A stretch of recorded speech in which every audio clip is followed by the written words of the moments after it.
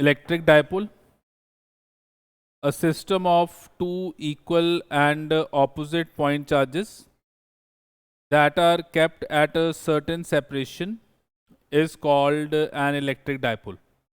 तो electric dipole का क्या मतलब है कि हमारे पास एक सिस्टम है और वो सिस्टम दो इक्वल और ऑपोजिट चार्जेस का बना हुआ है जो एक दूसरे से थोड़े सेपरेटेड है. तो ये आपका देखो एक सिस्टम है, ये पूरी एक बॉडी है और ये जो पूरी बॉडी है, ये बॉडी का जो नेट चार्ज है वो है -q and +q, that is 0. तो दिखने में अगर आप बाहर से बॉडी को देखोगे तो आपको बाहर से बॉडी जो है वो न्यूट्रल नजर आएगी. So if you see the body, what you will notice is that the body is neutral, but the positive and negative charges are separated inside the body, and they are equal and opposite in nature and equal in amount. तो ये जो system है इसको हम dipole कहते हैं. Die मतलब दो, पोल मतलब एक गिवन लाइन के दो एंड्स पे ये दो चार्ज हैं. Now here when you study this body as a one, अगर आप इस बॉडी को एक वन यूनिट की तरह मानो तो जो भी आप इससे डिस्टेंसेस लोगे वो हमेशा इसके सेंटर से लोगे. You will take all the distances from the centre of this body. तो ये जो आपका -q चार्ज है इसका सेंटर से जो डिस्टेंस है वो l, जो आपका +q चार्ज है उसका भी सेंटर से जो डिस्टेंस है वो l. तो आप क्या नोटिस करोगे कि दोनों चार्जेस के बीच में जो डिस्टेंस होगा that will be 2l. And here this 2l is your dipole length. तो जो 2l है that is known as dipole length. तो ये जो आपको डायपोल नजर आ रहा है उसकी जो लेंथ है वो ये 2l है. Now here we introduce one parameter when we study a electric dipole and that is your electric dipole moment. तो यहाँ पे एक important parameter है that is electric dipole moment and we represent it by small p vector. तो electric dipole moment is a vector quantity और जो electric dipole moment है it is defined as the product of magnitude of either of the charge into the distance of separation between the two charges. So it is the product of the magnitude of either charge and the dipole length. So this charge into distance of separation is known as your electric dipole moment. इसको हम क्या कहते हैं? Electric dipole moment. And the direction of your electric dipole moment will be from negative to positive charge.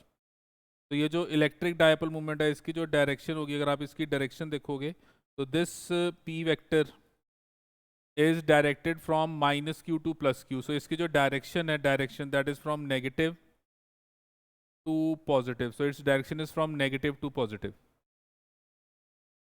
ये जो आपके पास given dipole moment है, अगर इसकी मैं SI यूनिट लूँ तो SI unit of this dipole moment is charge into distance of separation. So it is coulomb metre. तो SI यूनिट जो है दैट इज कूलम मीटर. अब देखो जब मैं किसी भी इलेक्ट्रिक डायपोल को पढ़ता हूँ तो ये जो इलेक्ट्रिक डायपोल है इसके आसपास का जो रीजन है उसमें इसका इलेक्ट्रिक फील्ड होगा. हमने पहले भी पीछे स्टडी किया था कि अगर हमारे पास ये दो चार्जेस है, देखो -q और +q, तो कहीं पे भी न्यूट्रल पॉइंट नहीं होगा. हमने स्टडी किया था कि न्यूट्रल पॉइंट क्यों नहीं होगा, क्योंकि ऐसी कोई जगह नहीं होगी जहाँ पे इन दोनों का जो नेट फील्ड है वो 0 आएगा. इसका मतलब ये जो बॉडी है ये अपने आसपास एवरीवेयर अपना इलेक्ट्रिक फील्ड जो है वो एक्सर्ट कर रही है. तो हम यहाँ पे अब स्टडी करेंगे कि ये जो डायपोल है ये अपने आसपास कहाँ कहाँ पे कितनी इलेक्ट्रिक फील्ड एक्सर्ट करती है. तो जब आप इलेक्ट्रिक फील्ड के पॉइंट ऑफ व्यू से डायपोल को पढ़ते हो तो यहाँ पे कुछ इंपॉर्टेंट पोजीशंस हैं. First is your axial line. Now what do you mean by axial line? Axial line is the line which is passing through the two charges of the dipole. वो line जो dipole के जो charges हैं वहाँ से pass करे, that is known as axial line. तो ये जो आपका माइनस क्यू प्लस क्यू ये डायपोल है, इस डायपोल के जो लाइन इनको ज्वाइन कर रही है, उस लाइन से जो आपकी लाइन पास करेगी तो हम क्या कहेंगे, axial line. And then there is one more term, that is your equatorial line. And what do you mean by equatorial line? Equatorial line is your perpendicular bisector. It is perpendicular bisector of your given dipole. तो वो जो line जो आपके dipole को perpendicularly उसके centre से cut कर रही है, that line is known as equatorial line. This line is known as equatorial line. तो इक्वेटोरियल लाइन का मतलब हो गया वो लाइन जो आपके डायपोल के परपेंडिकुलर है और उसके सेंटर से पास कर रही है। अब यहाँ पे एक बात और समझनी है कि अगर मैं वो लाइन लूँ जो डायपोल के गिवन टू चार्जेस के अलॉन्ग है, तो वो तो हो गया एक्सियल लाइन। लेटर से मैंने ये एक्सियल लाइन को एक्स एक्सिस मान लिया, मैंने इसको एक्स एक्सिस मान लिया। तो इस लाइन के दो कोऑर्डिनेट्स परपेंडिकुलर हो गए, एक आपके पास हो गया y और दूसरा आपके पास हो गया z। अच्छा, अब y वाली जो एक्सेस है, y वाली जो लाइन है वो भी इक्वेटोरियल लाइन है, और z पे भी जो लाइन बनेगी वो भी इक्वेटोरियल ही है, क्योंकि z वाला एक्सिस भी जो है वो डायपोल x के परपेंडिकुलर है। और अगर मैं ध्यान से नोटिस करूं तो अगर मैं ये YZ प्लेन लूं, ये YZ प्लेन, तो ये पूरा YZ प्लेन जो है, ये पूरा का पूरा YZ प्लेन जो आपको नजर आ रहा है ये वाला, ये पूरा YZ प्लेन आपका जो है वो इस गिवन डायपोल के परपेंडिकुलर है। और ये जो पूरा YZ प्लेन आपको नजर आ रहा है, this is known as equatorial plane. Equatorial plane का मतलब कोई भी लाइन अगर आप इस प्लेन में बनाओगे, कोई भी लाइन अगर आप इस प्लेन में बनाओगे, तो that will be acting as your equatorial line. अब देखो, जैसे ये मेरा गिवन एक डायपोल है, इसके एक साइड पे प्लस चार्ज है और दूसरे साइड पे माइनस चार्ज है, तो ये एक प्लस एक माइनस, और ये जो लाइन है, ये मेरी जो लाइन दो चार्जेस के लॉन्ग जा रही है, ये एक्सियल लाइन होगी। अब ये जो एक्सियल लाइन है इसको एक्स एक्सिस में रख दिया, तो अगर आपने इसको एक्स एक्सिस में रख दिया तो आप नोटिस करो ये जो y है, ये y और ये परपेंडिकुलर z, ये y और ये परपेंडिकुलर z दोनों इसके परपेंडिकुलर हैं। और अगर मैं यहाँ पे देखो ये वाला प्लेन लूँ, देखो ये वाला प्लेन, अगर आप अब ध्यान से देखो ये वाला प्लेन, तो इस प्लेन में देखो ये वाली जो लाइन है ये आपका y, और ये जो ऐसे लाइन जा रही है ये वाली, ये क्या हो गया आपका z। अब ये जो प्लेन आपको नजर आ रहा है ये YZ प्लेन है, ये x एक्सिस हो गया, ये y एक्सिस हो गया, ये z एक्सिस हो गया। और ये जो YZ प्लेन, ये जो पिंक वाला नजर आ रहा है, वो सारा प्लेन इस एक्सिस के क्या है, परपेंडिकुलर। और अगर मैं देखो ये लाइन लूँ, ये लाइन लूँ, ये लाइन, कोई भी लाइन ले लूँ, सारी लाइंस जो हैं वो इस डायपोल के साथ 90 डिग्री पे हैं। तो ये याद रखना है कि एक्सियल लाइन तो एक ही होगा, लेकिन इक्वेटोरियल लाइन बहुत सारी बन सकती हैं, और इक्वेटोरियल लाइन हमेशा किस पे होगी, इक्वेटोरियल प्लेन पे होगी। और इक्वेटोरियल प्लेन वो प्लेन है जो आपके डायपोल के परपेंडिकुलर है और उस डायपोल के सेंटर से पास कर रहा है। तो ये कुछ पॉइंट्स हैं जो हमने यहाँ पे हमेशा याद रखने हैं। अब ये जो आप एक गिवन डायपोल को जब स्टडी कर रहे हो, जब आप ये डायपोल को नोटिस कर रहे हो, तो आप क्या देखोगे कि ये जो डायपोल है, अगर इसकी जो डायपोल लेंथ है, ये जो 2L है, ये डायपोल लेंथ जो है this is very small, if this dipole length is very small, then your given dipole is known as an ideal dipole। तो उस डायपोल को हम क्या कहेंगे, आइडियल डायपोल। तो what is an ideal dipole? Ideal dipole is one which has very small dipole length. वो वाला आपका इलेक्ट्रिक डायपोल जिसकी लेंथ बहुत स्मॉल हो, उसको हम क्या कहेंगे, आइडियल डायपोल। अब जनरली डेली लाइफ में हम आइडियल डायपोल्स को स्टडी करेंगे। आइडियल डायपोल की एग्जांपल, जैसे मेरे पास HCl मॉलिक्यूल है, तो H और Cl, तो जो H है वो हो गया स्लाइड पॉजिटिव, Cl जो है वो स्लाइड नेगेटिव। आपको इलेक्ट्रोनेगेटिविटी पता है। अब ये अगर आप ध्यान से नोटिस करो तो ये एक डायपोल है, और इस डायपोल में ऑब्वियसली ये जो डायपोल लेंथ है ये स्मॉल है, this dipole length is small, तो ये आपके पास एक आइडियल डायपोल बन गया। आइडियल डायपोल का मतलब हो गया जिसमें आपके जो चार्जेस हैं इक्वल एंड ऑपोजिट, उनके बीच में जो डिस्टेंस ऑफ सेपरेशन है वो बहुत कम है, और अगर वो डिस्टेंस ऑफ सेपरेशन बहुत कम है तो that dipole is known as an ideal dipole. तो देखो ये सब पॉइंट्स क्लियर हैं। तो अब हम क्या करेंगे, अब हम ये जो गिवन डायपोल है इसके कारण इसके आसपास के रीजन में इस डायपोल की इलेक्ट्रिक फील्ड स्टडी करेंगे, इसका इन्फ्लुएंस स्टडी करेंगे। और जब आप पॉइंट लोगे तो वो जो पॉइंट होगा उसका डिस्टेंस आप हमेशा इस डायपोल के सेंटर से लोगे, और क्योंकि आप हमेशा सारी स्टडी सेंटर से करोगे इसीलिए हमने ये जो माइनस क्यू और प्लस क्यू है इसको सेंटर से लिया है एल एल डिस्टेंस पे। देखो अगर मैं डायपोल लेंथ एल लेता, अगर मैं ये डायपोल के बीच में लेंथ एल लेता तो इन दोनों चार्जेस का सेंटर से डिस्टेंस l/2 हो जाता। तो कैलकुलेशंस करने में मुझे थोड़ी प्रॉब्लम आनी थी, तो अपनी कन्वीनियंस के लिए मैंने जो सेंटर से दोनों चार्ज का डिस्टेंस l ले लिया, और डायपोल लेंथ कितनी होगी मेरी 2l। और इलेक्ट्रिक डायपोल मूवमेंट जो है, इलेक्ट्रिक डायपोल मूवमेंट का मतलब हो गया ये जो आपका p है, इसकी जो डायरेक्शन होगी that direction will be from negative to positive. Now we'll be studying electric field intensity on the axial line of electric dipole. तो अब हम इलेक्ट्रिक डायपोल के एक्सियल लाइन के ऊपर उस डायपोल की इलेक्ट्रिक फील्ड को स्टडी करेंगे। तो let us consider an electric dipole A B. तो मैंने एक electric dipole A B consider किया of charge -q and +q separated by a distance of 2l। तो लिख लो that consider an electric dipole AB of charge -q +q separated by distance 2l. O is the center of the dipole. ये जो point O है वो dipole का center है। The dipole moment will be equal to q into 2l. तो dipole moment q into 2l आएगा, and its direction जो आएगी, direction देखो dipole moment की कहाँ से कहाँ आएगी, नेगेटिव टू पॉजिटिव।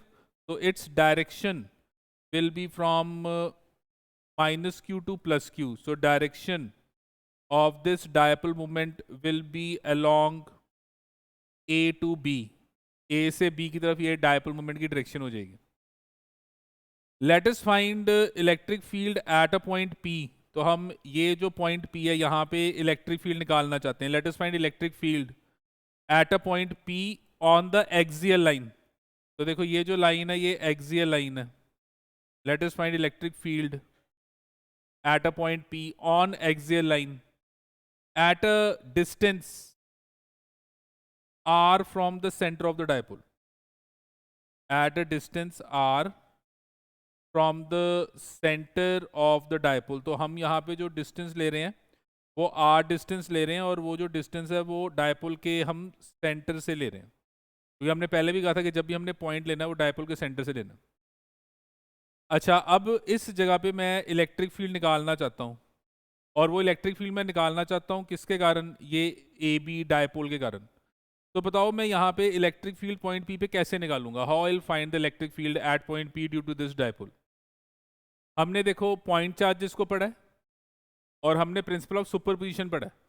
हमने कहा था कि एक पॉइंट चार्ज की जो फील्ड होती है दैट इज 1/4πε0q/r²। अगर वो पॉइंट चार्ज पॉजिटिव है तो फील्ड उसके अवे है, नेगेटिव है तो फील्ड उसके टुवर्ड्स है। और अगर एक से ज़्यादा पॉइंट चार्जेस हैं तो क्या करोगे, इंडिविजुअली हर पॉइंट चार्ज की फील्ड निकाल के उसको वेक्टर ऐड कर दोगे। तो अगर आप ध्यान से नोटिस करो यहाँ पे आपके पास 1-2 पॉइंट चार्ज हैं, और वो 2 पॉइंट चार्ज का आपने यहाँ पे इन्फ्लुएंस निकालना है। अगर इन दोनों का आप वहाँ पे कंबाइंड इन्फ्लुएंस निकाल लोगे तो आपको ये डायपोल का इन्फ्लुएंस पता चल जाएगा। तो हम यहाँ पे क्या करेंगे, हम यहाँ पे सबसे पहले निकालेंगे electric field at point P due to +q charge at B। ये +q चार्ज के कारण पॉइंट P पे हम इलेक्ट्रिक फील्ड को फाइंड आउट करेंगे, और कितनी वैल्यू होगी इलेक्ट्रिक फील्ड की। अब देखो यहाँ पे फॉर्मूला क्या बनेगा, फॉर्मूला बनेगा 1/4πε0 q over distance of separation का स्केयर। डिस्टेंस ऑफ सेपरेशन क्या लेना है? डिस्टेंस ऑफ सेपरेशन ये प्लस क्यू और पॉइंट पी के बीच में डिस्टेंस। अब आप अगर ध्यान से नोटिस करो, ये वाली जो लेंथ है, ये वाली लेंथ, ये लेंथ एल है, क्योंकि आपने डायपोल लेंथ 2L ली है। तो अगर ये लेंथ एल है तो देखो ये वाला जो डिस्टेंस बनेगा वो हो जाएगा टोटल आर में से एल माइनस कर दो, तो ये जो डिस्टेंस आपके पास बनेगा, ये डिस्टेंस आपके पास कितना बन जाएगा? R minus L. अब देखो इसीलिए मैंने ये जो डिस्टेंस है इसको एल माना था। क्यों? अगर मैं टोटल ए बी एल मानता, अगर मैं ये एल मानता, तो फिर यहाँ पे जो डिस्टेंस आना था वो कितना आना था? L/2। L/2 आता तो फिर यहाँ पे आपके पास L/2 फ्रैक्शन आ जाना था, जिसको आगे सॉल्व करना मुश्किल हो जाना था। तभी हम डायपोल लेंथ को 2L लेते हैं, ताकि दोनों चार्जेस का सेंटर से डिस्टेंस जो है वो L हो जाए और कैलकुलेशन हमारे थोड़ी फिर ईजी हो जाएगी। तो यहाँ पे आपके पास ये जो वैल्यू है ये R माइनस एल का स्क्वायर, और देखो ये पॉजिटिव चार्ज है तो ये यहाँ पे फील्ड कैसे लगाएगा? ये यहाँ पे जो फील्ड लगाएगा वो लगाएगा away from the positive charge. तो आप जो फील्ड को देखोगे वो फील्ड आपकी ऐसे होगी। तो आपकी जो इलेक्ट्रिक फील्ड यहाँ पे आप ऑब्जर्व करोगे वो ऐसे लगेगी। और आप ध्यान से नोटिस करो, ये जो इलेक्ट्रिक फील्ड है देखो, इसकी डायरेक्शन और आपके डायपोल मूवमेंट की डायरेक्शन देखो, दोनों की डायरेक्शन देखो सेम है। तो आप क्या नोटिस कर रहे हो कि this is along P vector. Along P vector का मतलब कि E1 की डायरेक्शन और P वेक्टर की डायरेक्शन जो है वो सेम है। अब मैं क्या करूंगा? अब मैं निकालूंगा इस पॉइंट पे माइनस क्यू के कारण इलेक्ट्रिक फील्ड। तो now what I will do, I will find electric field at P due to minus Q. अच्छा, electric field at P due to minus Q अगर मैं निकालूं तो ये जो वैल्यू होगी इसको मैंने E2 कह दिया, और इसकी वैल्यू हो जाएगी 1/4 pi epsilon naught Q over, हाँ जी। अब क्या लोगे? ये जो माइनस क्यू है इसका पॉइंट P से डिस्टेंस, तो देखो ये वाला डिस्टेंस क्या बनेगा आपके पास? ये डिस्टेंस अगर आप ध्यान से देखो तो ये R यहाँ तक तो हो ही गया, और ये वाला डिस्टेंस आपके पास अगेन कितना बना? L। तो ये जो डिस्टेंस है ये कितना बन जाएगा? This distance will be equal to R plus L। तो ये आपका डिस्टेंस कितना बन गया? R plus L। तो ये डिस्टेंस हमारे पास जो है ये आ गया R प्लस L का होल स्क्वायर। और ये चार्ज देखो नेगेटिव है, तो नेगेटिव चार्ज क्या करेगा? पॉइंट P को अपनी तरफ अट्रैक्ट करेगा। तो अगर वो पॉइंट P की तरफ जो फील्ड लगाएगा वो अपने टुवर्ड्स लगाएगा, तो यहाँ पे जो आपकी E2 की डायरेक्शन होगी, that direction of E2 will be towards the negative charge. अच्छा, अब अगर मैं यहाँ पे नेट फील्ड निकालना चाहता हूँ तो क्या करेंगे? रिजल्टेंट दोनों फील्ड को ऐड करेंगे, पर दोनों की डायरेक्शन ऑपोजिट है, तो क्योंकि ऑपोजिट है तो इनके मैग्नीट्यूड्स माइनस हो जाएंगे। तो नेट फील्ड जो है वो इन दोनों का वेक्टर सम होगी, पर मैग्नीट्यूड माइनस होंगे क्योंकि ऑपोजिट डायरेक्शन में है। अच्छा, अब यहाँ पे अगर आप नोटिस करो, ये वाली वैल्यू और ये वाली वैल्यू दोनों में सेम है। अब जिसका डिनोमिनेटर छोटा होगा, जिसका डिनोमिनेटर छोटा होगा वो वैल्यू बड़ी होगी। डिनोमिनेटर किसका छोटा है? ये देखो ये माइनस है यहाँ पे, तो E1 की वैल्यू जो है, E1 की जो वैल्यू है वो E2 से बड़ी है। तो जो नेट फील्ड आएगी, नेट फील्ड जो आएगी that will be E1 minus E2। तो net electric field at P due to dipole. तो अगर मैं डायपोल पे नेट इलेक्ट्रिक फील्ड निकालना चाहता हूँ तो नेट इलेक्ट्रिक फील्ड की वैल्यू जो है वो बन जाएगी E1 माइनस E2। और E1 माइनस E2 में अगर आप नोटिस करो तो Q over 4 pi epsilon not तो कॉमन निकल गया, और अंदर यहाँ पे क्या रह गया आपके पास? 1/r minus L whole square minus 1/r plus L whole square. अच्छा, अब आप इसको जब सॉल्व करोगे तो ये जो आपके पास इलेक्ट्रिक फील्ड की वैल्यू आएगी, इसमें आ गया Q over 4 pi epsilon naught. अच्छा, अब ये एलसीएम ले लो, तो a plus B into A minus B is A square minus B square, और इन दोनों के ऊपर तो पहले ही एक होल स्क्वायर पड़ा ही हुआ है। अब ये वाली जो आपकी टर्म है ये यहाँ चलेगी एलसीएम, तो आपके पास जब ये टर्म ऐसे ऊपर गई तो ये वैल्यू आपके पास बन गई R square plus L square plus 2RL। फिर ये वाली टर्म यहाँ चलेगी और ये माइनस भी है देखो, तो आपने अब ध्यान रखना है कि ऊपर लेके जाना, साथ में माइनस भी है, तो ये बन गई आपके पास minus R square minus L square minus minus plus 2RL, क्योंकि एक माइनस पहले और एक वो आ गया अंदर। तो यहाँ पे आप क्या नोटिस करोगे कि R square L square cancel हो गया, और जो आपके पास यहाँ पे इलेक्ट्रिक फील्ड की वैल्यू आएगी, that value of electric field will be equal to Q over 4 pi epsilon naught 4RL over R square minus L square whole square. तो यहाँ पे ये जो वैल्यू है ये 4RL बन गई। अच्छा, अब यहाँ पे जो 4RL है इसको मैं थोड़ा सा मॉडिफाई कर सकता हूँ, इसको मैं लिख सकता हूँ 2L इंटू 2R। मैं ऐसा क्यों करूँगा? ऐसा मैं इसलिए कर रहा हूँ क्योंकि मुझे पता है कि डायपोल मोमेंट की वैल्यू जो है वो Q इंटू 2L है। Dipole moment Q into 2L है, मुझे पता है। तो मैं अब यहाँ पे इसको, इस वैल्यू को थोड़ा रीअरेंज कर रहा हूँ। तो अगर मैं इसको रीअरेंज करूँ तो ये जो मेरे पास वैल्यू है ये बन जाएगा Q over 4 pi epsilon naught 2L into 2R 2L into 2R over R square minus L square whole square. अच्छा, अब आप ये नोटिस करो Q इंटू 2L, तो यह डायपोल मोमेंट बन गया आपका Q इंटू 2L। तो आपने क्या नोटिस किया कि जो आपकी फाइनल इलेक्ट्रिक फील्ड की वैल्यू आई, that will be equal to 1 over 4 pi epsilon naught 2PR over R square minus L square whole square.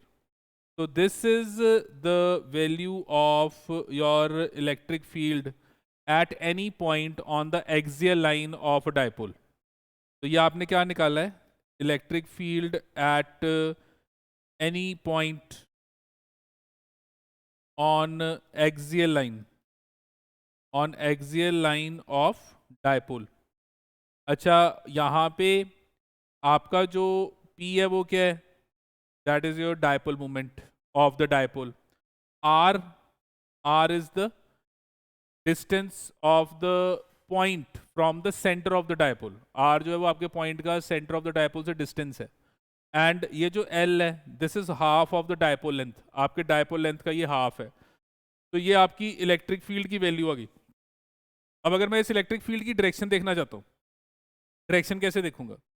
तो जो डायरेक्शन होगी, आपने इन दोनों का रिजल्टेंट निकाला है, तो इन दोनों का जो रिजल्टेंट आएगा वो इन दोनों में से जो ग्रेटर वेक्टर है उसके लॉन्ग आएगा। ग्रेटर वेक्टर कौन सा है? E1। तो आपकी जो नेट फील्ड आएगी, नेट फील्ड, उसकी जो डायरेक्शन बनेगी वो ये बनेगी, this will be the direction of your net field.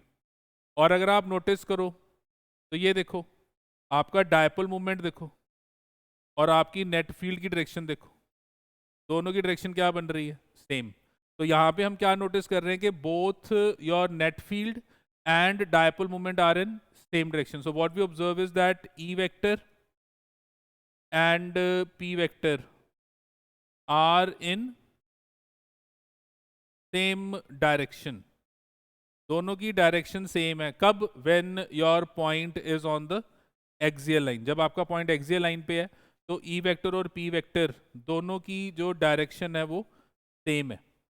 और इसको अगर मैं वेक्टर फॉर्म में रिप्रेजेंट करना चाहता हूँ तो in vector form this will be equal to 1 over 4 pi epsilon naught 2PR over R square minus L square whole square. तो ये आपने जो रिलेशन लिखा है ये वेक्टर फॉर्म में लिखा है। इसमें अगर आप नोटिस करो तो ये E लेफ्ट साइड पे इलेक्ट्रिक फील्ड वेक्टर है और राइट साइड पे डायपोल मूवमेंट वेक्टर है, और क्योंकि दोनों की डायरेक्शन सेम है इसलिए यहाँ पे ये प्लस, कुछ नहीं लिखा तो प्लस, क्योंकि दोनों की डायरेक्शन सेम है। और हमने अब ये जो रिलेशन है इसको याद रखना है, this is a very important relation. एक तो ये डेरिवेशन इंपॉर्टेंट है, पेपर में डेरिवेशन भी आएगी, तो डेरिवेशन भी इंपॉर्टेंट है और ये रिलेशन भी इंपॉर्टेंट है। अब देखो रिलेशन थोड़ा लंबा है, आपको याद रखना पड़ेगा। पीछे हमने रिंग की भी फील्ड निकाली थी, तो रिंग की फील्ड भी याद रखनी पड़ेगी। डायपोल मोमेंट, हर केस में आपको जो फॉर्मूले हैं वो याद होने चाहिए, क्योंकि हमने न्यूमेरिकल्स में इनको डायरेक्टली यूज करना है। अब ये जो हमने किया है इसका स्पेशल केस है, और स्पेशल केस क्या है? स्पेशल केस है कि if your dipole is ideal, तो if our dipole is an ideal dipole, तो आइडियल डायपोल का क्या मतलब है? आइडियल डायपोल का मतलब है कि हमारा जो डायपोल लेंथ है that is very small in terms of R. तो डायपोल लेंथ जो है वो आर के टर्म्स में बहुत स्मॉल है। तो if your dipole is an ideal dipole that is your 2L is very much small. तो आप देखो यहाँ पे ये जो नीचे आप देख रहे हो, यहाँ पे ये R बड़ा है इन कंपैरिजन टू L और बहुत बड़ा है। तो L को आप यहाँ पे निगलेक्ट कर दोगे। अगर आपने यहाँ पे L को निगलेक्ट कर दिया तो इलेक्ट्रिक फील्ड की वैल्यू हो जाएगी 1/4πε0 2P/R। अब ये L स्क्वायर निगलेक्ट हो गया, तो अगर L स्क्वायर निगलेक्ट हो गया तो R की पावर 4 होगी, और अगर R की पावर 4 होगी तो ये R और ये R इस पर 4 कैंसिल हो गए, R की पावर 3 बन गई। तो हमारे पास ये जो रिलेशन है, इस रिलेशन में हमारी जो वैल्यू है, दिस वैल्यू बिकम्स R³। तो हमारी जो इलेक्ट्रिक फील्ड यहाँ पे आई ऑन द एक्सियल लाइन, उसकी वैल्यू कितनी आ गई? 1/4πε0 2P/R³। और ये जो रिलेशन है, this is very very important relation, बहुत ज़्यादा इंपॉर्टेंट है, ये सबसे ज़्यादा यूज़ होगा। तो सबसे ज़्यादा जो रिलेशन हमने यूज़ करना है ये है, this is what, this is your electric field due to ideal dipole. This is electric field due to ideal dipole along your axial line। तो ये एक्सियल लाइन पे आपका जो आइडियल डायपोल है उसकी इलेक्ट्रिक फील्ड है। तो अगर मैं यहाँ पे देखो इलेक्ट्रिक फील्ड को गिवन एक्सियल लाइन पे जो आपकी पोजीशन है उसके साथ कंपेयर करूँ, तो मैं क्या नोटिस कर रहा हूँ कि ऑन द एक्सियल लाइन पे जो इलेक्ट्रिक फील्ड है that is inversely proportional to cube of the distance of the point from the centre of the dipole. तो मेरे पास अगर एक स्मॉल डायपोल है और ये मेरा गिवन डायपोल हो गया, तो ये जो लाइन आपको नज़र आ रही है जो यहाँ से पास कर रही है, ये आपकी एक्सियल लाइन होगी। तो ये आपकी एक्सियल लाइन है। अब इस एक्सियल लाइन के ऊपर मेरे पास लेट्स से एक पॉइंट है P, और उस पॉइंट P पे इलेक्ट्रिक फील्ड E मुझे दी हुई है, और ये जो गिवन पॉइंट है इसका जो डिस्टेंस है फ्रॉम योर गिवन डायपोल वो R है। तो अब क्वेश्चन आ जाएगा कि what will be your given electric field at P dash such that this P dash is at a distance 2r from the given dipole। तो देखो आपने जो डिस्टेंस है उसको क्या कर दिया, डबल, और इलेक्ट्रिक फील्ड आप क्या नोटिस कर रहे हो कि वो इन्वर्सली प्रोपोर्शनल टू क्या है, R³। तो इसका मतलब क्या कि अगर डबल करोगे तो 1/2, क्योंकि डबल कर दिया तो नीचे 2 का क्यूब, तो 2 का क्यूब आपकी यहाँ पे जो फील्ड है वो कितनी हो जाएगी, 1/8 टाइम्स। तो हमारी जो फील्ड है वो 1/8 टाइम्स हो जाएगी। तो अब देखो ये वेरिएशन को समझना बहुत ज़रूरी है। जब हमने पॉइंट चार्ज किया था, तो पॉइंट चार्ज में हमने क्या किया था कि इलेक्ट्रिक फील्ड जो है that is inversely proportional to R²। फिर याद करो हमने लास्ट क्लास में इन्फिनाइट लॉन्ग शीट की थी, इन्फिनाइट लॉन्ग लाइन चार्ज किया था, वायर किया था। तो इन्फिनाइट लॉन्ग वायर के केस में अगर हम इलेक्ट्रिक फील्ड लें तो हमने उसको नोटिस किया था it was inversely proportional to R। तो देखो इसमें क्या है, डिस्टेंस डबल करोगे तो फील्ड 1/4 हो जाएगी, इसमें डिस्टेंस को डबल करोगे तो फील्ड हाफ हो जाएगी, यहाँ पे डिस्टेंस को डबल करोगे तो फील्ड 1/8 हो जाएगी। और हमने देखो रिंग का केस भी किया था। रिंग के केस में हमने क्या पढ़ा था, रिंग के केस में पढ़ा था कि सेंटर पे फील्ड 0 है, जैसे जैसे आगे जाएंगे फील्ड इंक्रीज करेगी, एक पॉइंट आएगा वहाँ पे फील्ड मैक्सिमम होएगी, उसके आगे जाएंगे तो फील्ड डिक्रीज करेगी। तो ये आपकी जो वेरिएशंस हैं, ये सारी वेरिएशंस आपको पता होनी चाहिए, ये आपको लर्न करनी है, सारे फॉर्मूले भी आपको लर्न होने चाहिए, तभी आपके कंसेप्चुअल क्वेश्चंस और न्यूमेरिकल सॉल्व होंगे। हाँ जी, देखो ये क्लियर है। Next is your electric field intensity at a point on the equatorial plane of the electric dipole. तो अब हम इलेक्ट्रिक डायपोल का जो इक्वेटोरियल प्लेन है उस इक्वेटोरियल प्लेन पे इलेक्ट्रिक फील्ड देखेंगे ड्यू टू अ डायपोल। तो let us consider an electric dipole AB। तो हमने ये एक electric dipole A B consider किया of charge minus Q and plus Q, and they are separated by distance 2l। तो ये 2l से इनका डिस्टेंस ऑफ सेपरेशन है। Let your point O be the centre of the dipole. तो जो मैं बोल रहा हूँ वो सब लिखना है, क्योंकि आपको जब डेरिवेशन आएगी तो आपने ये सब बातें बतानी है। Let point O be the centre of the dipole. Let us find electric field at a point P. Let us find electric field at a point P at a distance r. At a distance r from the center of the dipole, such that point P lies on the equatorial line. So point P lies on the equatorial line. तो हमने ये point P पे electric field निकालनी है, किसके कारण? Due to this dipole.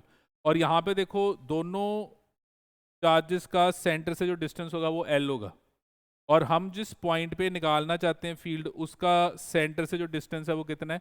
Are है। तो जिस पॉइंट पे हम फील्ड निकालना चाहते हैं उस पॉइंट का सेंटर से डिस्टेंस आर है। Now here your dipole moment will be equal to the product of charge into your dipole length, और जो डायरेक्शन बनेगी that direction of your dipole moment will be from your negative to positive. तो आपका ये जो dipole moment होगा इसकी जो डायरेक्शन होगी वो नेगेटिव टू पॉजिटिव। तो it will be along A to B. अब हम क्या करना चाहते हैं? हम ये पूरे डायपोल की गिवन पॉइंट पे फील्ड निकालना चाहते हैं। कैसे निकालेंगे? पहले माइनस क्यू की यहाँ पे फील्ड निकाल लेंगे, फिर प्लस क्यू की भी यहाँ पे फील्ड निकाल लेंगे। दोनों की फील्ड को वेक्टर ऐड करेंगे तो हमें नेट फील्ड मिल जाएगी। तो पहले मैं माइनस क्यू का पॉइंट पी से फील्ड निकालूंगा। तो अगर आपने ये डिस्टेंस लेना है तो देखो आपके पास डिस्टेंस कैसे आएगा? ये आर, ये एल, तो ये पाइथागोरस, तो ये जो डिस्टेंस है ये बन गया R square plus L square under root. और ये जो माइनस है इसके कारण जब यहाँ पे आप इलेक्ट्रिक फील्ड देखोगे तो फील्ड की डायरेक्शन टुवर्ड्स द चार्ज होगी।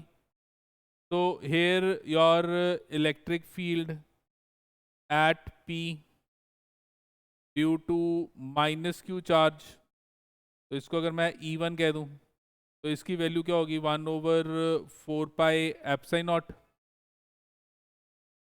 Q over distance of separation कितना है?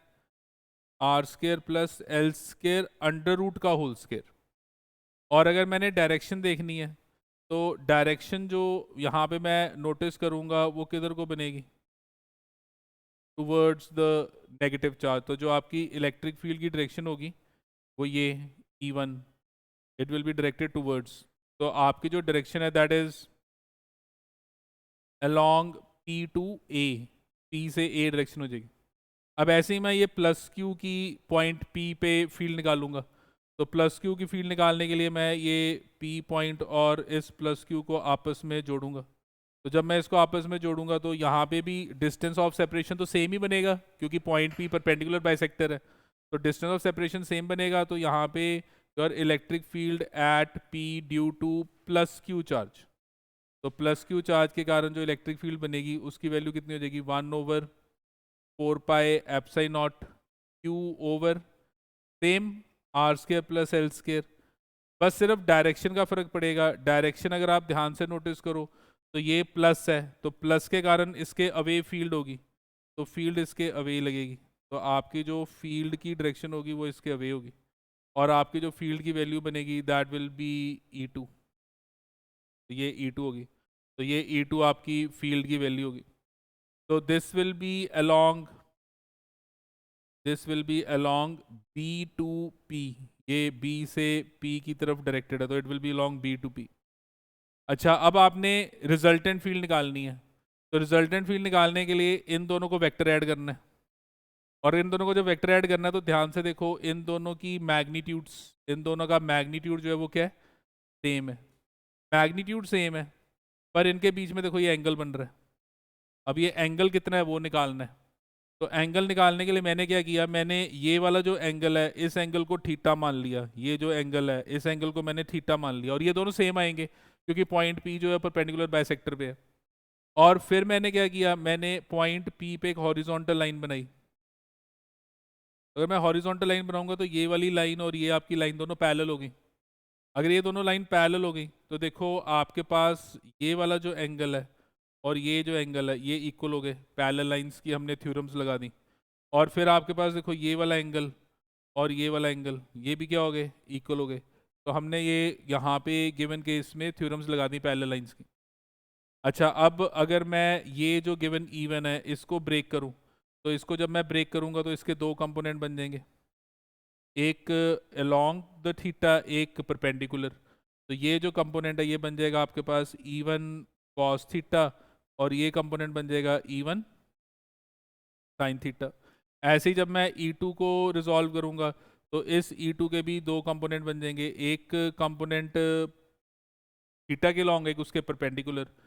जो थीटा के लॉन्ग बनेगा वो बन जाएगा E2 कॉस थीटा, दूसरा बन जाएगा E2 साइन थीटा।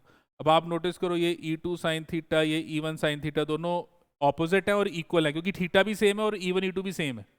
तो ये वाले कंपोनेंट्स एक दूसरे को क्या करेंगे, कैंसिल कर देंगे। तो अगर ये दोनों एक दूसरे को कैंसिल कर देंगे तो जो नेट इलेक्ट्रिक फील्ड है, net electric field at your P, ये जो जगह है यहाँ पे जो नेट इलेक्ट्रिक फील्ड होगी due to dipole, due to your dipole कितनी होगी, that will be equal to ये दोनों का सम, और ये दोनों को जब आप ऐड करोगे तो E1 cos theta plus E2 cos theta, और E1 E2 सेम है तो ये डबल हो गया। और अगर ये आपके पास डबल हो गया, क्यों डबल हो गया, क्योंकि दोनों की वैल्यू सेम है। तो आपके पास अब E1 E2 की वैल्यू तो पता है, बस सिर्फ किसकी वैल्यू निकालनी है आपने, cos थीटा की। तो अब ये cos थीटा की मैं वैल्यू कैसे निकालूंगा, how I will find this cos theta. तो अगर मैं देखो ये वाला ट्रायंगल ले लूँ, ट्रायंगल ये AOP, तो इस ट्रायंगल में अगर आप ध्यान से देखो तो ये बेस हो गया और ये आपके पास हाइपोटेन्यूज हो गया। तो अगर ये आपके पास बेस ओवर हाइपोटेन्यूज, तो आपके पास जो गिवन वैल्यू है that will be equal to base and hypotenuse is R square plus L square under root. तो अब ये वैल्यूज में अगर मैं यहाँ पे पुट कर दूँ तो E की जो वैल्यू है that is twice of 1/4 pi epsilon naught Q over R square plus L square, और cos थीटा की वैल्यू पुट कर दो तो cos थीटा की वैल्यू होगी L over R square plus L square under root. अच्छा, R square plus L square under root का मतलब हो गया पावर 1/2। अच्छा, अब यहाँ पे देखो, अगर आप ये देखो 2QL, तो ये ध्यान से देखो 2QL, तो ये जो इलेक्ट्रिक फील्ड है इसको मैं लिख सकता हूँ 1/4 pi epsilon naught Q into 2L। और ये नीचे अगर आप ध्यान से नोटिस करो तो ये बेस देखो सेम है तो पावर ऐड हो गई, तो आपके पास ये जो वैल्यू है ये बन गई R square plus L square raised to power 3/2। And what is this Q into 2L, this is your dipole moment. तो ये आपके पास मैग्नेटिक डायपोल मोमेंट हो गया। तो इलेक्ट्रिक फील्ड की वैल्यू जो है that is 1/4 pi epsilon naught P over R square plus L square raised to power 3/2। तो ये हमारे पास गिवन इलेक्ट्रिक फील्ड का रिलेशन आ गया। तो this is your electric field at any point on the equatorial line. तो ये हमने जो इलेक्ट्रिक फील्ड निकाली है, ये हमने इलेक्ट्रिक फील्ड कहाँ निकाली है, this is your electric field on equatorial line of your dipole. तो डायपोल के इक्वेटोरियल लाइन पे ये आपकी इलेक्ट्रिक फील्ड आ गई। तो ये हमारे पास गिवन रिलेशन आ गया। और देखो जब आपने एक्सियल किया था तो उसका आंसर अलग था। एक्सियल पे फॉर्मूला क्या था, 1/4 पे epsilon naught 2PR over R square minus L square का होल स्क्वायर। यहाँ पे फॉर्मूला क्या आ रहा है, 1/4 पे epsilon naught P over R square plus L square raised to power 3/2। तो देखो ये जो फॉर्मूले हैं ये आपको लर्न होने बहुत ज़रूरी हैं, ये लर्न होने ज़रूरी हैं, नहीं तो न्यूमेरिकल सॉल्व नहीं होंगे। तो एक तो ये ड्राइव करना आना चाहिए, एक ये ड्राइव करना चाहिए, और दूसरा ये आपको लर्न होने चाहिए। अच्छा, अब ये जो इलेक्ट्रिक फील्ड आप देखो, ध्यान से देखो, आप क्या नोटिस करोगे कि ये जो इलेक्ट्रिक फील्ड है, देखो ये वाली फील्ड के कंपोनेंट्स ऐड हुए हैं। तो अगर ये फील्ड के कंपोनेंट्स ऐड हुए हैं तो आपकी इलेक्ट्रिक फील्ड की जो नेट फील्ड है वो ये है, ये आपकी नेट इलेक्ट्रिक फील्ड की डायरेक्शन है। अब इसको जरा कंपेयर करो, ये नेट इलेक्ट्रिक फील्ड की डायरेक्शन को डायपोल मूवमेंट की डायरेक्शन के साथ कंपेयर करो, क्या नजर आ रहा है? दोनों डायरेक्शन एक दूसरे के ऑपोजिट हैं। तो दोनों डायरेक्शन एक दूसरे के ऑपोजिट हैं, तो इसका मतलब आप क्या नोटिस कर रहे हो कि आपकी जो ई वेक्टर है is directed opposite to your dipole movement. तो यहाँ पे अब ये याद रखना है कि जो इलेक्ट्रिक फील्ड की डायरेक्शन है that is directed opposite to the dipole movement. तो ये एक्सियल लाइन में ई और पी की डायरेक्शन सेम है, इक्वेटोरियल लाइन में ई और पी की डायरेक्शन ऑपोजिट है। तो अगर ये ऑपोजिट है और मैं इसको वेक्टर फॉर्म में लिखना चाहता हूँ, तो ये जो रिलेशन है बन जाएगा 1/4πε0। अब मैं यहाँ पे ये वेक्टर फॉर्म में लिख रहा हूँ, P vector over R square plus L square raise to power 3/2। अब मैं यहाँ पे क्या नोटिस कर रहा हूँ कि इलेक्ट्रिक फील्ड और डायपोल मोमेंट ये दोनों ऑपोजिट डायरेक्शन में है। क्योंकि ऑपोजिट डायरेक्शन में तो यहाँ पे आएगा माइनस, यहाँ पे आएगा माइनस। और ये आपने याद रखना है कि रिलेशन जब भी लिखने हैं, यहाँ एरो नहीं डाला तो आप मैग्नीट्यूड लिख रहे हो, ऐसे एरो डाला है तो आप इसको अब कार्टेशियन फॉर्म में लिख रहे हो। मैग्नीट्यूड और डायरेक्शन इकट्ठे कार्टेशियन फॉर्म में लिख रहे हो, उसमें आपको ये प्लस माइनस का ध्यान रखना पड़ेगा कि एक्सियल लाइन पे ई और पी की डायरेक्शन सेम है और इक्वेटोरियल लाइन में ई और पी की डायरेक्शन ऑपोजिट है। अब यहाँ पे भी हमारे पास स्पेशल केस है। स्पेशल केस क्या हो गया कि अगर मेरा जो डायपोल है वो आइडियल डायपोल है, तो if my dipole is an ideal dipole, तो आइडियल डायपोल के केस में आप क्या नोटिस करोगे? आइडियल डायपोल के केस में आप नोटिस करोगे कि आपका जो 2l है that is very much less than r। तो अगर 2l is very much less than r तो ये जो l स्क्वायर है इसको आप निगलेक्ट कर दोगे। तो अगर आप इस l स्क्वायर को निगलेक्ट कर दोगे तो इलेक्ट्रिक फील्ड का जो फॉर्मूला है वो हो जाएगा 1/4πε0 p/r³,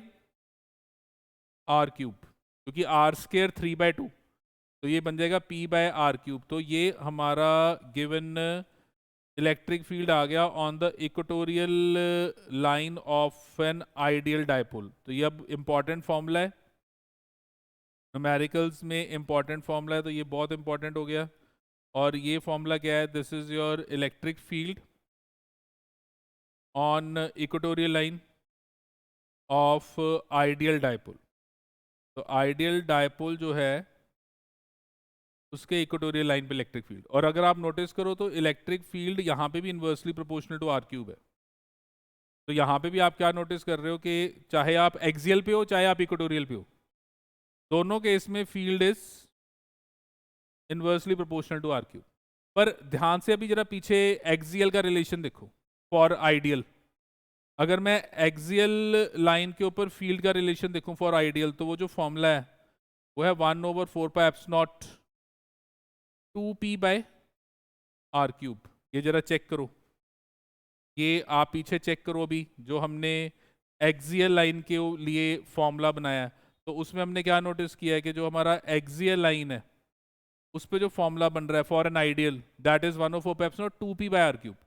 तो your electric field on axial line of an ideal dipole, on axial line of ideal dipole is 1/4πε0 2p/r³। इसका मतलब क्या हुआ? इसका मतलब ये हुआ कि अगर आपका डिस्टेंस सेम है, अगर आपका r सेम है, तो जो इक्वेटोरियल लाइन पे आपकी इलेक्ट्रिक फील्ड होगी और जो एक्सियल लाइन पे आपकी इलेक्ट्रिक फील्ड है उसमें देखो 2 का फर्क है। क्या 2 का फर्क है? कि एक्सियल पे जो फील्ड है वो इक्वेटोरियल से डबल है for same distance from the dipole. तो फॉर सेम डिस्टेंस, तो यहाँ पे एक बहुत इंपॉर्टेंट बात आ गई, वो क्या आ गया कि for same distance from ideal dipole for same distance from for your same distance from ideal dipole, मतलब आइडियल डायपोल से आपका डिस्टेंस सेम है, मतलब कि आपका जो आर है एक्सियल पे और आपका जो आर है इक्वेटोरियल पे वो सेम है फॉर एन आइडियल डायपोल, तो आप क्या नोटिस करोगे कि जो ई एक्सियल होगा that will be 2 times of E equatorial. तो ये एक बहुत इंपॉर्टेंट फैक्ट है कि E axial will be 2 times of E equatorial. और अगर आपको पूछा जाए कि ई एक्सियल और ई इक्वेटोरियल में एंगल कितना है, अगर आपको क्वेश्चन आ जाए कि what is your angle between your E axial and E equatorial, तो ई एक्सियल और ई इक्वेटोरियल में एंगल कितना होगा? देखो ई एक्सियल डायपोल मोमेंट के लॉन्ग है और ई इक्वेटोरियल डायपोल मोमेंट के ऑपोजिट है, तो यहाँ पे जो ई एक्सियल होगा वो डायपोल मूवमेंट के लॉन्ग होगा और ई इक्वेटोरियल जो होगा वो डायपोल मूवमेंट के ऑपोजिट होगा। तो देखो इनके बीच में कितना एंगल बनेगा फिर 180। तो इसका मतलब आपके पास angle between E axial and E equatorial is how much? Is 180 degree. तो ये कुछ बातें हैं जो हमने याद रखनी है, ये कुछ फैक्ट्स हैं जो हमने याद रखने हैं। अब एग्जाम्स में देखो एक तो है कि डेरिवेशंस आएंगी कि इनको ड्राइव करो, दूसरा है न्यूमेरिकल्स आएंगे कि आपने फॉर्मूला याद रखना और न्यूमेरिकल सॉल्व करना है, तीसरा है कि एग्जामिनर वही जो चीज़ है वो डेरिवेशन की जगह आपको कंसेप्चुअली पूछेगा और चेक करेगा कि आपका कंसेप्ट क्लियर है कि नहीं है।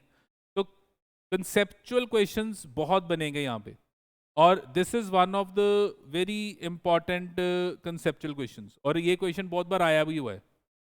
तो यहाँ पे हमारा जो क्वेश्चन है वो ये है कि we have an ideal dipole. देखो जो आइडियल डायपोल होता है, आइडियल उसको हम शॉर्ट या स्मॉल डायपोल भी कहते हैं। तो समटाइम्स आइडियल को एग्जामिनर शॉर्ट या स्मॉल का मतलब जिसकी डायपोल लेंथ बहुत कम है, तो ideal dipole can also be termed as short और स्मॉल डायपोल। तो we have an ideal dipole placed at origin. तो ये जो आइडियल डायपोल है इसको हमने कहाँ पे प्लेस किया है? Origin of your given coordinate system. Now it is given that at point P, which is at a distance r, 0, the electric field is E। तो ये हमें दिया हुआ है, this is given कि पॉइंट P r, 0 जो point है वहां पे इलेक्ट्रिक फील्ड E है। तो question is that find electric field eight points Q, R, P dash, Q dash and R dash. तो ये जो गिवन पॉइंट्स हैं यहाँ पे हमने इलेक्ट्रिक फील्ड ढूंढनी है। हमने ये Q, R, P dash, Q dash और R डैश पे इलेक्ट्रिक फील्ड निकालनी है। दिया क्या हुआ है कि P पे फील्ड कितनी है? E। कैसे निकालेंगे? अब देखो ये जो पॉइंट है इसका डिस्टेंस क्या है? R। तो अगर मैं ये वाला पॉइंट देखूं तो देखो इसका डिस्टेंस कितना हो गया? 2R, डबल है। और एक चीज और नोटिस करो, ये जो लाइन है ये डायपोल के अलोंग है। देखो तो ये लाइन जो है, ये लाइन मेरे लिए कौन सी लाइन हो जाएगी? एक्सियल लाइन, क्योंकि ये आपके डायपोल के लेंथ के अलोंग है। और अगर आप इस लाइन को देखो, ये देखो ये वाली लाइन, तो ये आपके गिवन डायपोल के परपेंडिकुलर है। तो अगर ये आपके गिवन डायपोल के परपेंडिकुलर है तो ये कौन सी लाइन होगी? Equatorial line. तो ये हमारे पास इक्वेटोरियल लाइन होगी, ठीक है। अब एक्सियल लाइन के ऊपर आपको ये दिया हुआ है, ये एक्सियल लाइन के ऊपर ई दिया हुआ है। तो अगर आपका डिस्टेंस अगर आप डबल कर दोगे, तो अगर आप डिस्टेंस डबल कर दोगे तो क्या पड़ा हुआ है कि E is inversely proportional to cube of R. तो इसका मतलब अगर डिस्टेंस डबल हो गया तो फील्ड उसका 1/2 का क्यूब। तो 1/2 का क्यूब, तो आपकी जो इलेक्ट्रिक फील्ड यहाँ पे हो जाएगी वो कितनी हो जाएगी? E/8। तो यहाँ पे इलेक्ट्रिक फील्ड E/8।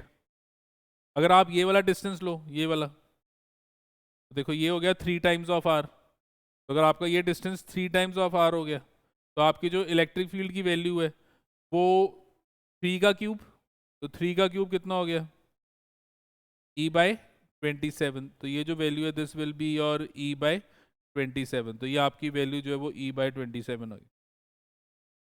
सिमिलरली अगर मैं ये जो गिवन पॉइंट P अगर मैं यहाँ लूँ, तो अब आप नोटिस करो ये पॉइंट P और ये पॉइंट दोनों का डायपोल से डिस्टेंस सेम है, दोनों आर डिस्टेंस में है, दोनों का डिस्टेंस सेम है, लेकिन एक एक्सियल पे है और दूसरा इक्वेटोरियल पे। और हमने क्या कहा था कि for same distance E axial is twice of E equatorial. इसका मतलब कि जो ई इक्वेटोरियल है that will be half of axial. And half of axial का क्या मतलब है कि अगर यहाँ पे आपकी वैल्यू ई है तो यहाँ पे जो आपकी वैल्यू बनेगी वो कितनी बन जाएगी, e/2, क्योंकि इक्वेटोरियल पे वैल्यू एक्सियल का हाफ हो जाएगी। अच्छा फिर आप ये देखो ये डिस्टेंस डबल है और ये डिस्टेंस भी डबल है, तो दोनों का डिस्टेंस सेम है। तो अगर डिस्टेंस सेम है तो हाफ ऑफ e/8, तो हाफ ऑफ e/8 कितना हो गया, e/16। ऐसे ही ये वाला जो डिस्टेंस है ये 3r और ये वाला डिस्टेंस सेम है, तो आपके पास ये जो वैल्यू है हाफ ऑफ e/27, तो half of e/27 will be e/54। So this is your required value of electric field at points P dash, Q dash and R dash. So देखो यहाँ पे दोनों चीजें लग गई। कौन सी दोनों चीजें, एक E is inversely proportional to R cube और दूसरा के for same distance E axial is twice of E equatorial और your E equatorial is half of E axial। तो ये कुछ बातें हैं, एग्जामिनर समटाइम्स जब क्वेश्चन डालेगा तो ऐसे क्वेश्चन डालेगा जो चेक करेंगे कि हमारे कंसेप्ट्स कितने क्लियर हैं। तो आपको ये एप्लीकेशन बेस्ड क्वेश्चंस आने चाहिए।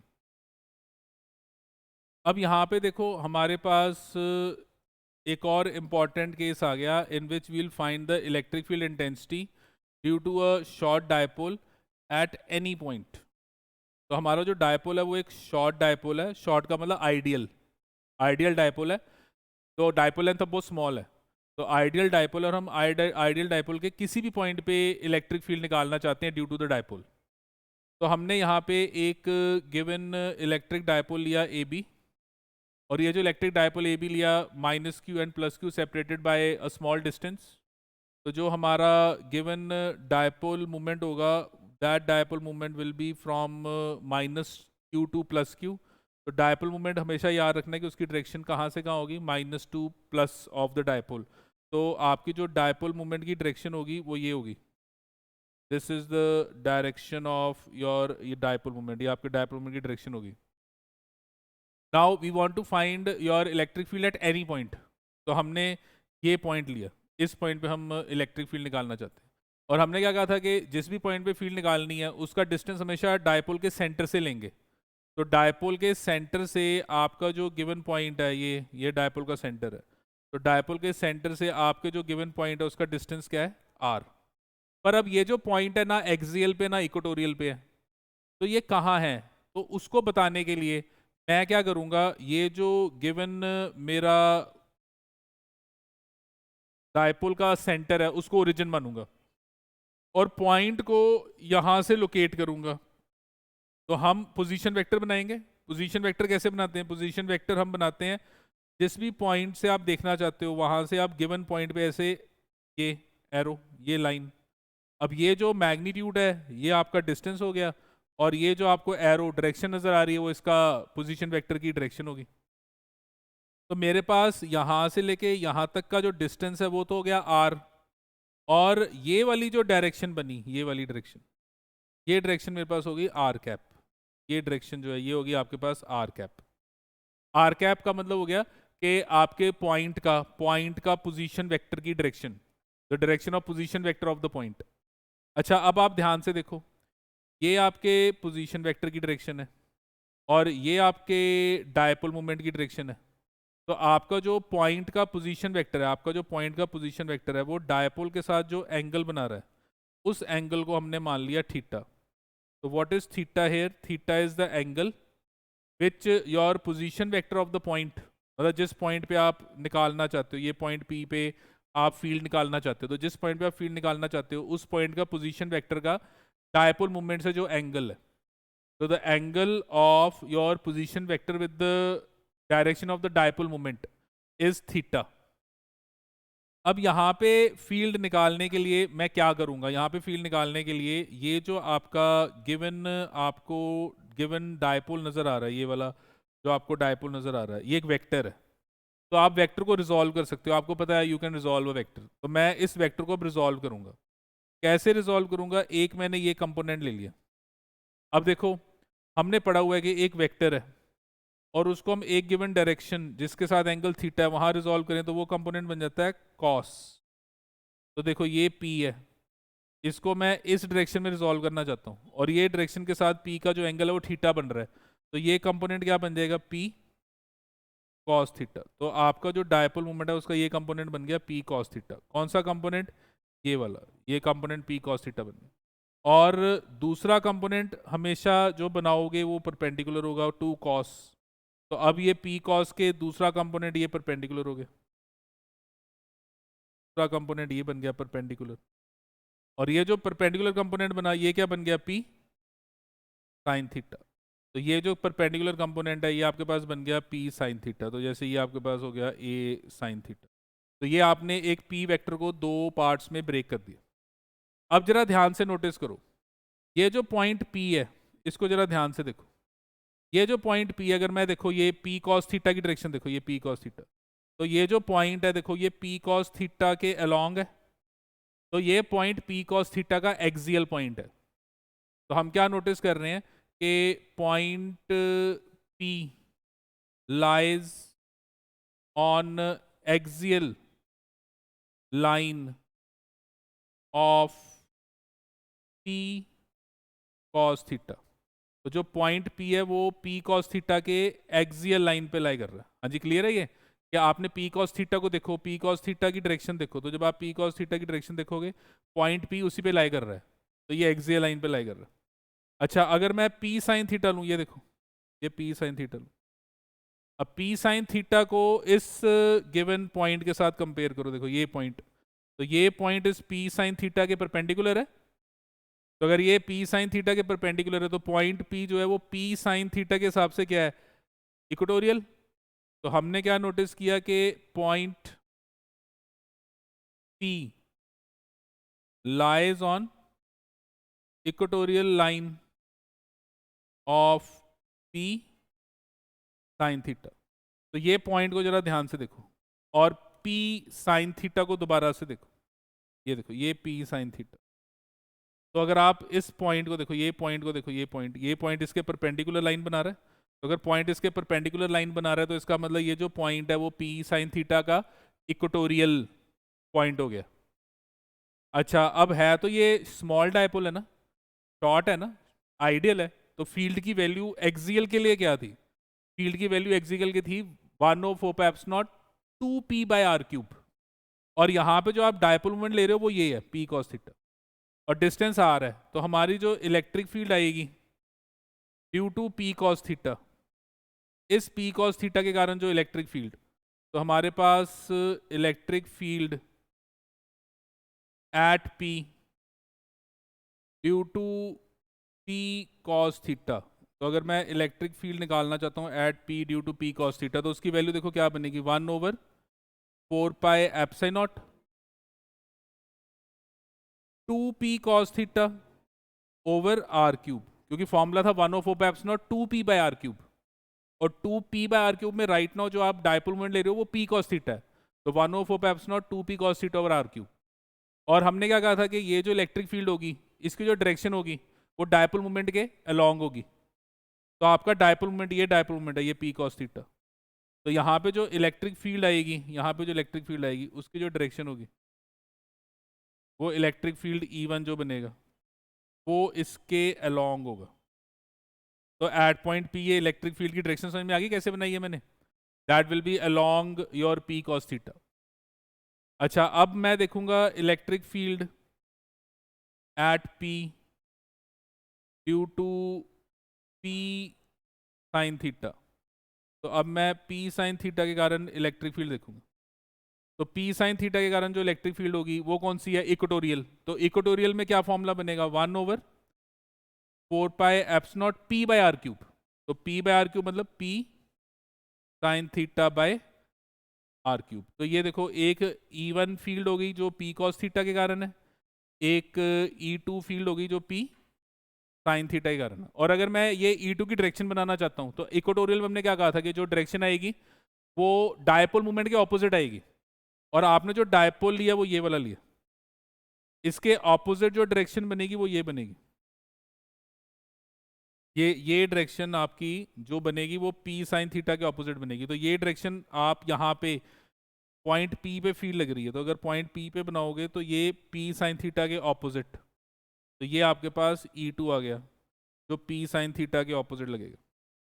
अच्छा, अब आपने किया क्या है, आपने पी कॉस थीटा और पी साइन थीटा के कारण ये फील्ड निकाल ली, और पी साइन थीटा और पी कॉस थीटा जो है वो इस पी के कंपोनेंट्स थे।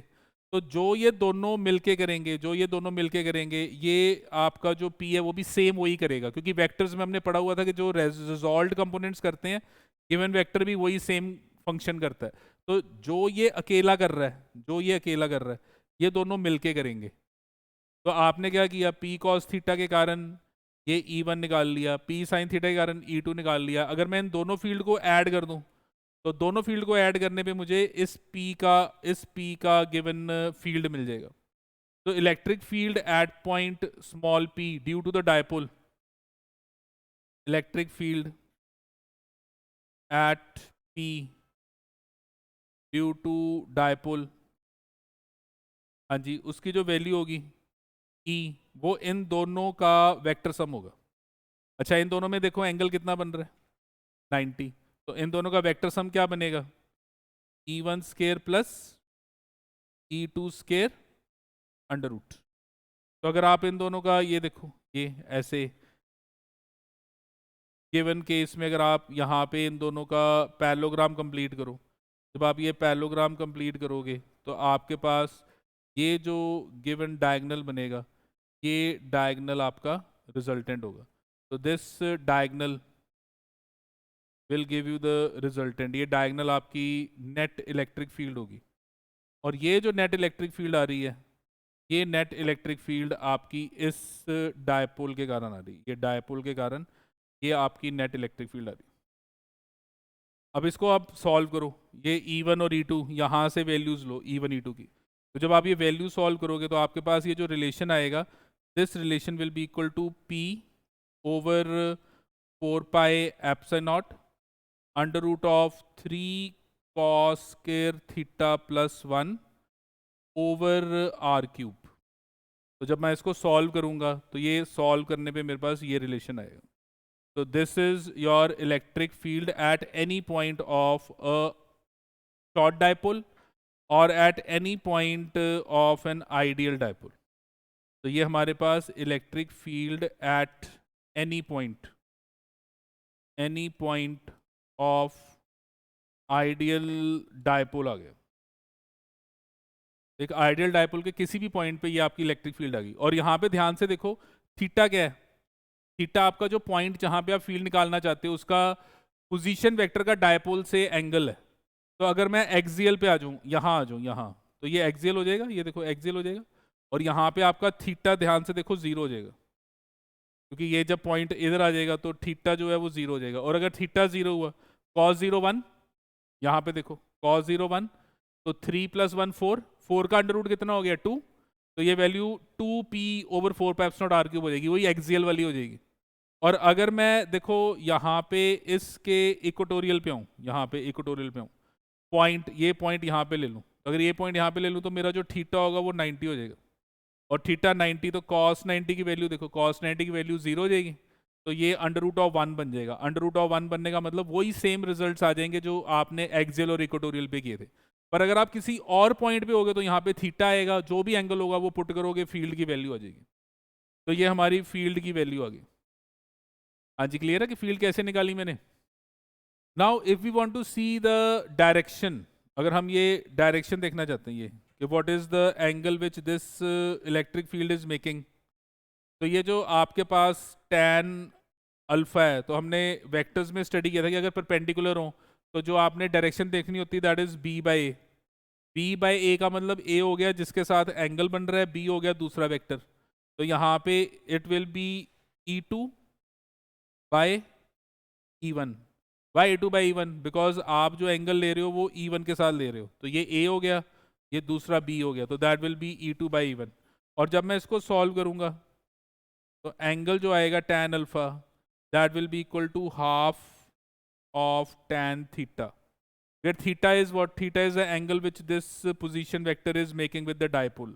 वो एंगल जो पोजीशन वेक्टर डायपोल के साथ बना रहा है वो आपका थीटा है, तो ये आपका डायरेक्शन का एंगल आ गया। This is the angle which the electric field will be making with this E1, इस E1 के साथ जो एंगल बनेगा। अच्छा, अगर मैं डायपोल के साथ लेना चाहूँ तो देखो मेरी जो डायपोल है ये हॉरिजॉन्टल डायरेक्शन में ना डायपोल मूवमेंट, ये देखो आपका जो डायपोल मूवमेंट है देखो वो कहाँ है, ये आपका डायपोल मूवमेंट है, ये आपका डायपोल मूवमेंट। तो अगर आप इसको यहाँ ऊपर शो करो तो आपके पास ये डायपोल मूवमेंट हो गया, ये आपका डायपोल मूवमेंट हो गया। और ये डायपोल मूवमेंट, ये एंगल देखो कितना बना रहा है, ये थीटा एंगल, ये वाला एंगल, ये देखो डायपोल मूवमेंट जो एंगल बना रहा है विद द पॉइंट वो थीटा है, तो यहाँ पे थीटा आ गया। तो अगर मैं ये इलेक्ट्रिक फील्ड और ये डायपोल मूवमेंट के बीच में एंगल लेना चाहूँ तो ध्यान से देखो वो एंगल क्या बन जाएगा, अल्फा प्लस थीटा। तो the angle between your electric field, angle between electric field and dipole movement will be equal to alpha plus theta.